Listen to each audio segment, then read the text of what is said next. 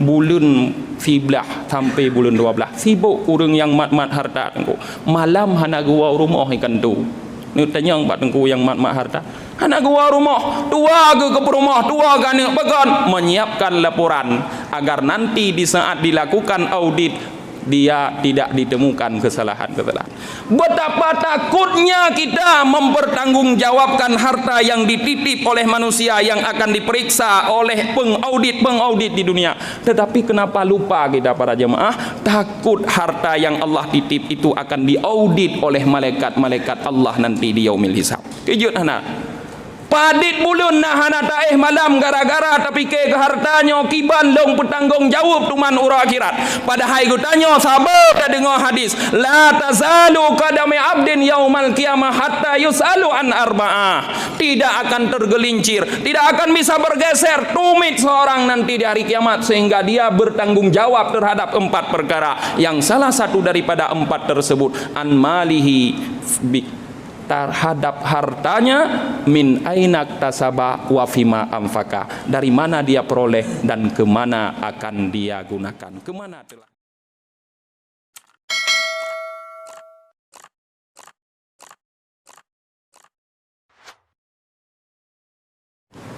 Kemudian yang kedua para jemaah, Allah ridha kepada kita, yaitu wa anta tasimu bihablillahi jami'a wa la tafarraqu.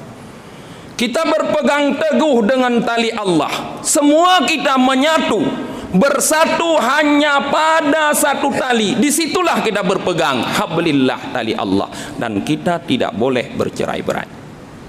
Maka sikap bercerai-berai dalam berbagai macam keadaan adalah merupakan sikap yang sangat dibenci oleh Allah. Bukankah Rasulullah pernah mengatakan satafarraqu ummati min ba'di salasata wa sab'ina firqah, akan bercerai-berai, akan terpisah-pisah, akan terkelompok-kelompok umatku nanti setelahku menjadi 73 kelompok. Kulluhum finnar illa wahidah, semua akan masuk neraka kata Rasulullah kecuali satu, yaitu ana wa ashabi alaihi, yang aku dan para sahabatku berada di atasnya. Maka marilah para jamaah yang dirahmati Allah, jangan jadi kita orang yang bercerai-berai seperti prediksi Rasulullah sallallahu alaihi wasallam, karena Allah sama sekali tidak suka kepada orang yang bercerai-berai. Allah suka kepada orang yang bersatu, berpegang semua kepada talinya, yaitu Al-Qur'anul Karim, yang semua kembali kepada Al-Qur'an. Wa in tanaza'tum fi syai'in farudduhu ila Allahi wa rasulih. Apabila kalian berdebat, apabila kalian berselisih paham tentang sesuatu, kembalilah kepada Allah dan Rasulnya.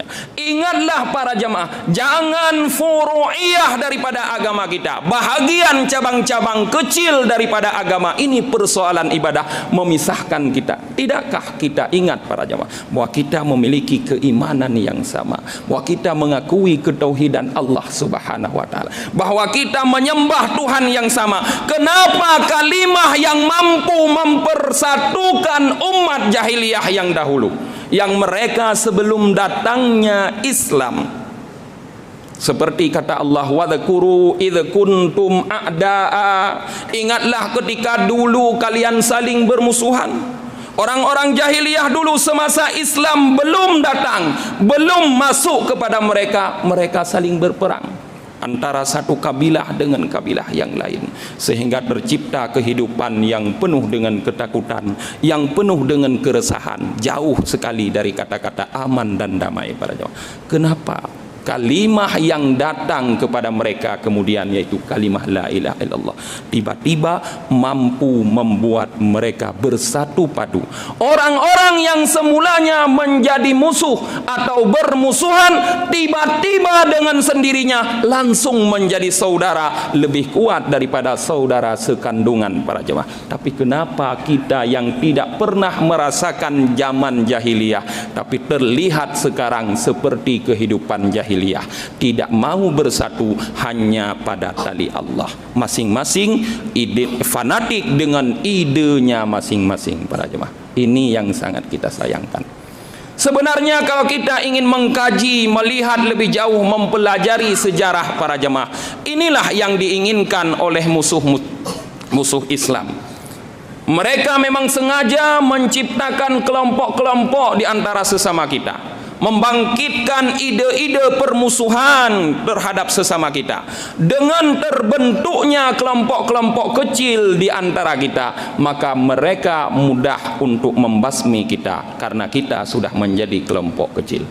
Tengku na pernah tengku kalian uno munyo uno jipo sabah umpung tho yang payah plung uno pun katanya. Kalau tawon keluar secara bersamaan Tengku, kita harus lari, tidak mungkin kita melawan. Tapi kalau ada tawon yang gila keluar sendirian, sidra ji ilit katanya, nyan dipastikan tawon itu akan mati di tangan kita. Kon tanya payah plung tawon nyan uno nyan pak ji ikut tanya pakon karena cuma sendiri. Dan Rasulullah, para ulama juga mengatakan bahwa serigala itu tidak akan menerkam kambing yang berkelompok. Dia menunggu kambing itu terpisah dari kelompok, baru dia menerkamnya. Maka oleh karena itu, wa'tasimu bihablillahi jami'a wa la tafarraqu. Bersatulah kita semua, berpeganglah kita semua dengan tali Allah, kepada Al-Quran dan Sunnah Rasulullah sallallahu alaihi wasallam, kepada akidah yang sama, yaitu akidah Ahlus Sunnah wal Jamaah, walaupun ada beberapa perselisihan di antara kita pada hal furu'iyah para jemaah. Jangan semua itu membuat kita berpecah belah. Inilah yang kedua yang rupanya yang diridai oleh Allah kepada kita, yaitu bersatu kepada tali Allah dan tidak menciptakan perpecahan. Yang ketiga para jemaah yang disukai oleh Allah kepada kita, yaitu wa antanasahu mawalahu amrakum. Kita memberi nasihat kepada orang-orang yang Allah serahkan urusan kita kepada mereka. Siapa orang ini para? Kalau keadaan sekarang kita menyebut orang ini sebagai pemerintah. Pemerintah ini yang paling atas disebut presiden, yang paling bawah disebut keshi bahasa Aceh atau kepala desa bahasa Indonesia. Mereka adalah orang-orang yang diberikan kekuasaan, amanah oleh Allah untuk mengurusi urusan kita, mengurusi harta kita, mengurusi kehidupan kita, mengurusi pekerjaan kita. Segala aspek diurusi oleh mereka sesuai dengan aturan yang telah diatur oleh Allah dan dibuat oleh makhluk-makhluk Allah yang lainnya para jemaah. Maka di dalam mereka menjalankan tugas mereka untuk mengurusi kita, mungkin banyak yang mereka lakukan kesalahan-kesalahan, baik mereka sengaja atau tidak. Nah, di saat pemimpin melakukan kesalahan, apa tindakan orang Islam? Apa tindakan masyarakat warga Islam? Ini yang penting kita lakukan. Jangan tindakan kita malah membuat pemimpin kita makin jahat kepada rakyatnya. Padahal kita selalu berdoa, wala tusallit alaina man la yakhafuka wa la yarhamuna. Ya Allah, jangan engkau berikan kekuasaan terhadap kami kepada orang-orang yang tidak takut kepadamu dan tidak memiliki belas kasih kepada kami. Tetapi sikap kita membuat mereka dijadikan oleh Allah semakin bengis, semakin menaruh rasa dendam dan marah kepada kita. Bagaimana sebenarnya sikap kita menghadapi pemimpin yang semacam itu? Yang pada era ini banyak sekali pemimpin yang semacam itu. Sikap yang baik adalah tanasahu, memberi nasihat. Tahukah kita bagaimana etika dalam memberi nasihat para jemaah? Kalau kita belajar kitab adab, kitab akhlak, jelas terpampang di hadapan kita bagaimana yang disebut memberi nasihat. Memberi nasihat berbeda dengan menghujat para jemaah. Beda dengan tiak hujat, beda dengan tiak carut. Memberi nasihat bukan menghujat, tapi memberikan perbaikan terhadap kesalahan, terlepas dia mau menerima atau tidak. Yang mungkin sebahagian besar inilah yang dilakukan oleh para ulama sekarang, sehingga masyarakat yang awam tidak puas. Orang-orang yang hana mupo, hana ilmu, hana puas pu tengku pu ulama kagak imroh, hana gebegah sapu. Karena mereka ingin agar ulama yang ada di hadapan mereka, ulama yang mereka lihat, mau mengeluarkan pendapat yang ada pada diri mereka. Tidakkah mereka tahu bahwa ulama kon DPR tengku, kon yak pilih hironuh limong tun tiga nutopnya ulama sehingga mempunyai tugas mewakili perasaan anda? Tidak. Ulama tidak mewakili perasaan kita, tapi ulama mewakili Rasulullah sallallahu alaihi wasallam. Al ulama'u warasatul anbiya. Terlepas kita senang atau tidak, terlepas kita suka atau tidak, ulama bertugas memberi nasihat, bukan menghujat penguasa. Nyo yang penting niku. Karena gedanya legino bersikap menghujat daripada memberi nasihat.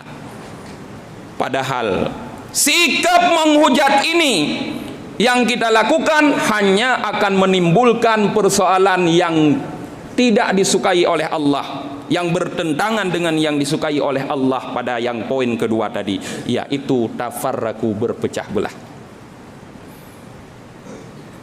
Pakan keadaan umat Islam bak getanyo tengku di Indonesia lagi nyo karena urojeh na kampret ngencebong tengku, maka samping orangnya lagi nyo kanyo gurel ya. Karena na kampret ngencebong sampai uronyo hana gadah istilahnya. Toh yang pegot istilahnya, maka dipastikan dia akan bertanggung jawab di hadapan Allah Subhanahu wa taala kelak.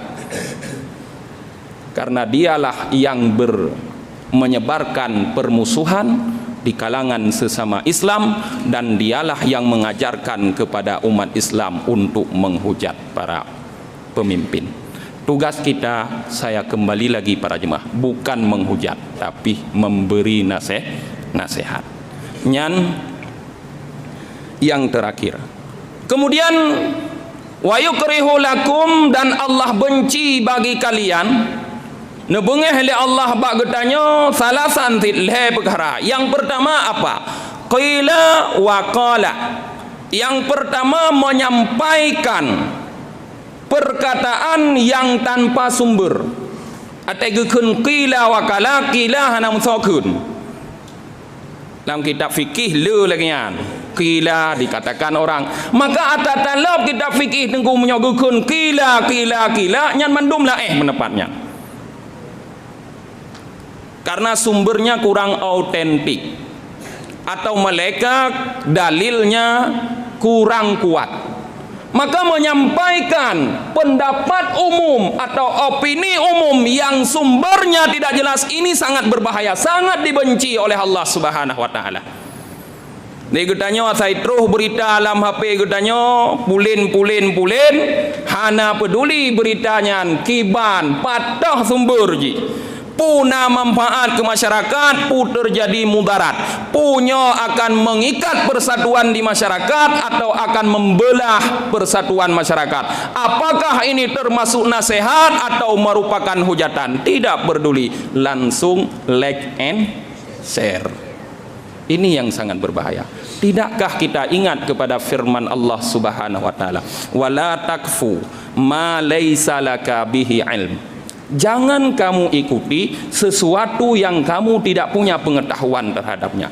Inna sam'a, pendengaranmu, wal basara, penglihatanmu, wal fuada, dan hatimu, kullu ulaika, kata Allah, semuanya kana anhu mas'ula, pasti akan dimintakan pertanggungjawab. Menyo tengku nak kirim berita, tengku cek and recheck ile. Long tanggung jawab beritanya tuman di hadapan Allah. Menyo kirim nunggu. Menyohan be. Apakah berita ini akan menjadi beban saya nanti di yaumil hisab? atau akan meringankan saya di yaumil hisab. Monyo kira-kira beritanya meringankan kita, kirim nego. Monyo kira-kira berat be, toh contoh berita meringankan, kirim lagi urungnya kirim pengajian, kirim ceramah, kirim sembahyang yang meringankan karena menyebarkan dakwah. Tapi banta kirim berita hujatan yang membebankan kita di hari kiamat. Beban yang kita pikul karena kesalahan kita sudah segunung, ditambah bergunung-gunung dengan beban berita-berita yang kita kita share ke orang lain yang tidak tahu kejelasan sumbernya. Ini dibenci oleh Allah kepada kita. Qila wa qala, menyebarkan berita atau menyampaikan berita-berita yang tidak bisa dipertanggungjawabkan sumber atau dasarnya, para jemaah. Yang kedua yang dibenci oleh Allah kepada kita, kasratus soal, banyak bertanya. Le urang yang galak demanyong nengku, menyobat demanyong nyan si lemboi sa. Tetapi bak meamai bu'a alaihim punya bahasa Aceh. Nak tambah alaihim lah. Padahal biasa alaihim yang ke God, tapi nyoba bak kana God, tambah alaihim bu'a alaihim. Menyoba pegah haba, menyoba temanyong gopnya ni boleh salang kawan. Sang ti urung paling carong, tak kalian leuthat pendapat, leuthat pugu pegah lagi. Tapi banta kalian bak pengamalan sangat tidak ada. Sangat dibenci oleh Rasulullah, banyak bertanya apabila tidak untuk mengamalkan engkau. Monyo nenek temanyong bunuh temamai engkau. Karena ilmu yang kita dapatkan dari bertanya itu tanpa kita beramal kepadanya hanya membuat kita makin jauh kepada Allah Subhanahu wa taala. Hanya membuat kita semakin dibenci, semakin dimarah oleh Allah Subhanahu wa taala. Kita jangan merasa bangga dengan merasa senang dengannya banyaknya ilmu yang ada di dalam diri kita. Tetapi ilmu itu tidak dibarengi dengan beramal, melakukan amal saleh. Sebaliknya juga demikian, para jemaah. Jangan merasa bangga dengan amal yang kita lakukan tanpa ada ilmu sedikit pun pada diri kita. Karena amal pun apabila tanpa didasari oleh ilmu pengetahuan, mardulah la tuqbal. Kullu amalin bighairi ilm fa'amaluhu mardudatun la tuqbal. Setiap amal yang tanpa didasari oleh ilmu, maka amal itu ditolak, tidak diterima. Maka menyeimbangkan sikap mutawasid di dalam belajar dan beramal ini harus ada. Makna mutawasid apa, para jemaah? Seimbang antara ilmu dengan amal. Setiap bertambah ilmu, bertambahlah amal kita. Setiap ilmu kita bertambah, bertambah pula amal kita. Setiap amal kita bertambah, bertambah pula ilmu kita. Selalu amal dan ilmu itu berjalan bersama, tidak boleh terpisah. Yang ketiga, karena waktu sudah agak terlambat, yaitu idha'atul mal, menyia-nyiakan harta. Harta adalah merupakan amanah Allah Ta'ala kepada kita. Bahkan juga amanah manusia yang menjadi pegawai pemerintah, bekerja di kantor pemerintah atau pemerintah setiap tahun dikucurkan harta masyarakat, ya kan? Dalam bentuk APBN, dalam bentuk APBA, dalam bentuk APBK, dalam bentuk APBG, harta. Apakah harta yang telah diberikan oleh Allah kepada kita, yang telah dikucurkan oleh pemerintah kepada kita, tidak akan dipertanggungjawabkan? Tidak. Harta di dunia saja diminta pertanggungjawab. Bulan 11 sampai bulan 12 sibuk orang yang mat-mat harta. Malam hana gua rumah ikan tu.